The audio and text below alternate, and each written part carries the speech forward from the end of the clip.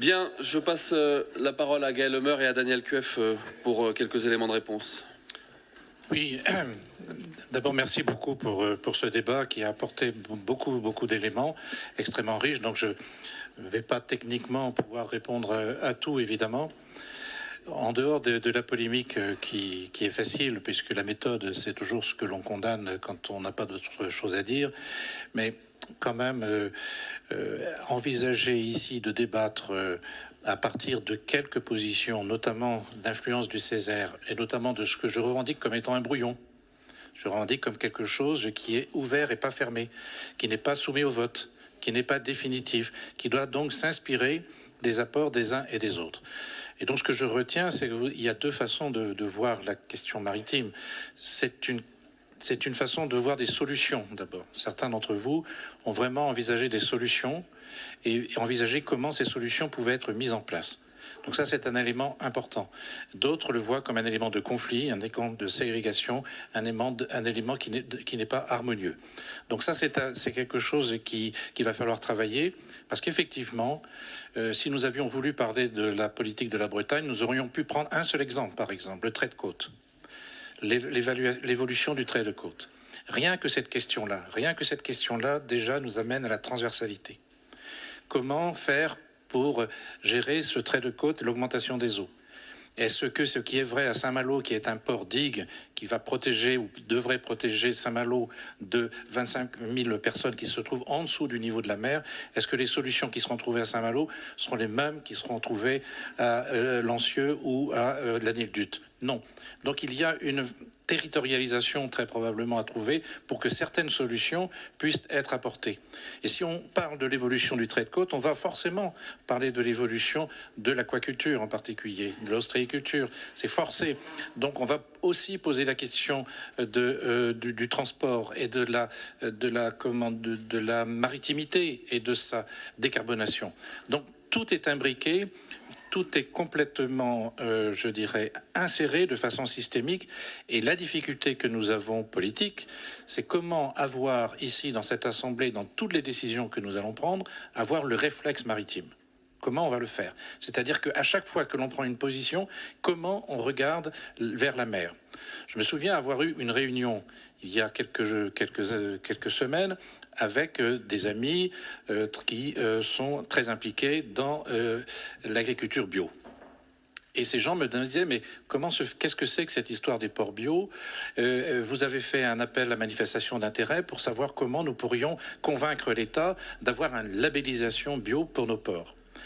Et d'une discussion à l'autre avec ces personnes de la bio, ils me disent, écoute Daniel, à la fin de notre discussion, on s'aperçoit que nous, Bretons, impliqués dans la bio, on ne parle pas de la mer, on ne réfléchit pas maritime, on n'a pas le réflexe marin. Et c'est ça que nous voulons avec Gaël porter, c'est que dans l'ensemble de nos politiques, nous ayons un récit maritime et que nous regardions ce que nous pouvons faire pour la mer. Déjà, le président de région, très clairement, s'est attiré la sympathie considérable des conchyliculteurs quand il a annoncé qu'il ne pourrait pas décemment signer des conventions avec des EPCI qui n'auraient pas un projet de qualité des eaux, en particulier littoral. Donc ça, c'est un élément important et on voit bien que 80% des pollutions qui sont aujourd'hui constatées sur le milieu marin viennent de la terre. Donc nous ne pouvons qu'apporter un certain nombre de réponses à ce niveau-là. Après, vous avez parlé de gouvernance. C'est vrai que quand on est sous le Conseil maritime de façade, par exemple, nous sommes en difficulté, effectivement, avec l'État. L'État envisage très clairement qu'il y ait un certain nombre de zones qui soient strictement interdites à toute activité humaine. Nous posons sur la table une proposition inverse. Nous disons, nous voulons regarder ensemble avec vous, État, le parc marin de la mer d'Iroise, par exemple, où, au nom de la biodiversité et de la protection absolue de la ressource, il y a une activité, toutes les activités sont possibles, de la pêche, le tourisme, l'ensemble des activités ont été permises, même si elles ont été modifiées. Et nous avons vu la ressource, en particulier halieutique, revenir sur le raz de Seine, avec en particulier la langouste. Donc nous pensons que nous pouvons, au nom de la stratégie absolue qui est la protection de la biodiversité et de la ressource, avoir le maintien de toutes les activités humaines. Nous posons à l'État la question, est-ce que nous devons mettre l'être humain en dehors de la maritimité ? de l'enlever d'un certain nombre de territoires, de mettre d'autres territoires sous cloche. Nous ne sommes pas d'accord avec cette position extrême qui nous permet en plus qui nous permettrait pas de travailler bien, je dirais, avec les pêcheurs notamment, qui aujourd'hui sont à la manœuvre pour la protection de la ressource.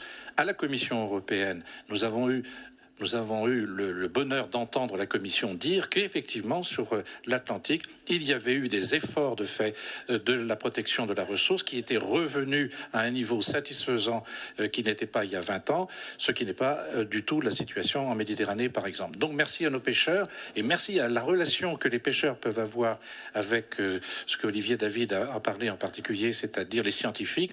C'est incroyable le nombre de scientifiques qui aujourd'hui sont amenés et sont embarqués par les pêcheurs pour surveiller justement la filière halieutique. Parce que nous sommes face à des complexités, des choses extrêmement compliquées, parce que nous ne savons pas comment la filière va évoluer. Nous avons des prédateurs, nous avons la dorade royale qui intervient, nous avons des poulpes qui remontent vers le nord, nous avons un certain nombre de difficultés à comprendre comment le système évolue et quelle est la stratégie que l'on pourra adopter.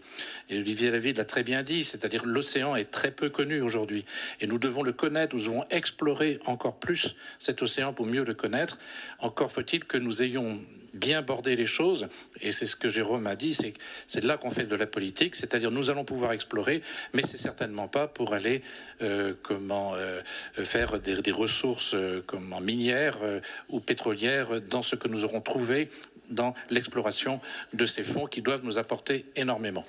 Donc je vous invite, mes chers collègues, à avoir une vision positive, bien que nous ayons des difficultés à affronter, il nous faut être dans une dimension positive, parce que sinon nous désespérerons nos citoyens, et nos jeunes en particulier, qui doivent avoir comme horizon un horizon maritime qui se présente à eux comme une solution et pas comme un problème.